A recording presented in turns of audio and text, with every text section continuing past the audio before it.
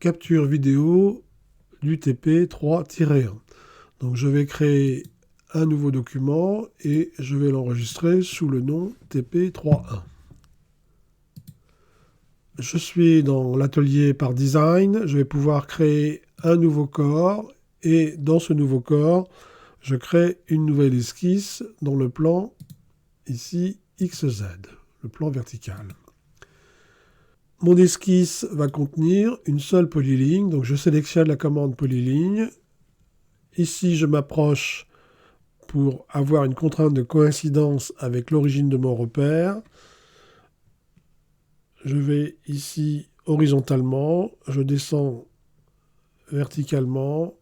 Ici, je reste horizontal, je remonte verticalement. Ici, contrainte de coïncidence et d'horizontalité ici, et je clôture ma polyligne ici avec une contrainte de coïncidence. Clic droit pour arrêter la polyligne, clic droit une deuxième fois pour quitter la commande polyligne. Je vais maintenant pouvoir appliquer les contraintes dimensionnelles. Donc ici, j'ai une contrainte d'égalité entre les deux bords ici, et je vais pouvoir ensuite ajouter ma contrainte de 12 mm, la longueur horizontale ici de 80 mm, la longueur verticale ici de 60 mm.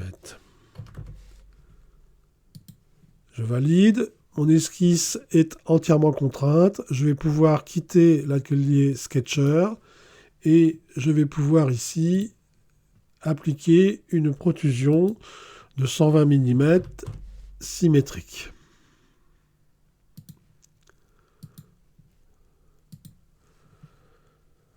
Deuxième étape dans la construction de mon modèle, je vais ici ajouter la rainure, le trou oblong.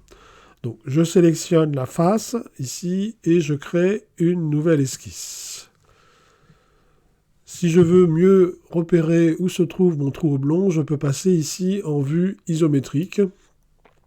Et donc je vais sélectionner la commande ici contour oblong. Je clique une première fois pour le premier centre, pour le second centre et une troisième fois pour le rayon. Ces deux centres ici sont symétriques par rapport à mon axe Z. Et je vais maintenant pouvoir appliquer les contraintes dimensionnelles. Donc ici, je sélectionne le centre, le deuxième, et ici, je fixe la longueur, l'écartement à 50 mm. Je dois fixer le rayon de mon contour oblong, donc ici, 6 mm. Il me reste à positionner verticalement la rainure. Donc ici, je clique ici et je fixe la hauteur à 25 mm. Clic droit pour quitter la commande de distance. Et mon esquisse étant entièrement contrainte, je vais pouvoir quitter l'atelier Sketcher. Et cette fois-ci, je vais créer une cavité. Et pour la cavité, je vais sélectionner le type au plus proche, c'est-à-dire en fait jusqu'à la face la plus proche. Et donc ici, on voit que la cavité traverse la paroi verticale. Je valide. Je dois maintenant ajouter les 3 perçages sur la face horizontale. Donc même processus, je sélectionne la face horizontale ici, je crée une nouvelle esquisse et je vais donc pouvoir ajouter 3 cercles ici. Alors un premier avec une contrainte de coïncidence avec l'axe X ici, plus ici 2 autres cercles. Alors les deux centres ici sont symétriques par rapport à l'axe X. Je dois appliquer une contrainte d'égalité, donc je vais sélectionner les 3 cercles ici et j'applique une contrainte d'égalité, puis une contrainte ici de distance. Donc ici, il me propose une contrainte de diamètre et je choisis ici un diamètre de 8. Je dois maintenant positionner ces 3 cercles. Donc ici, je clique sur le centre ici et je fixe la distance ici à 50 mm.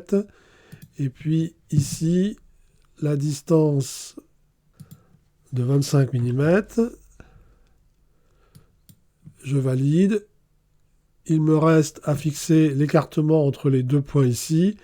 Donc, je sélectionne le point, le deuxième, et la distance horizontale ici, qui est de 60.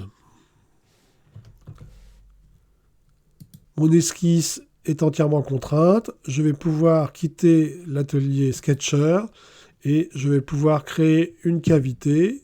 Comme tout à l'heure, je sélectionne le type au plus proche, de manière à traverser la paroi. Je valide.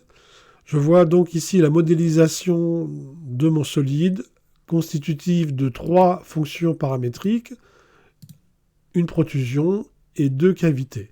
Si je veux par exemple modifier ici et j'augmente par exemple le diamètre de mon trou oblong, ici, si à la place de 6, je mets 8, je valide, je referme, et bien sûr, cette modification se répercute sur la modélisation finale de mon solide.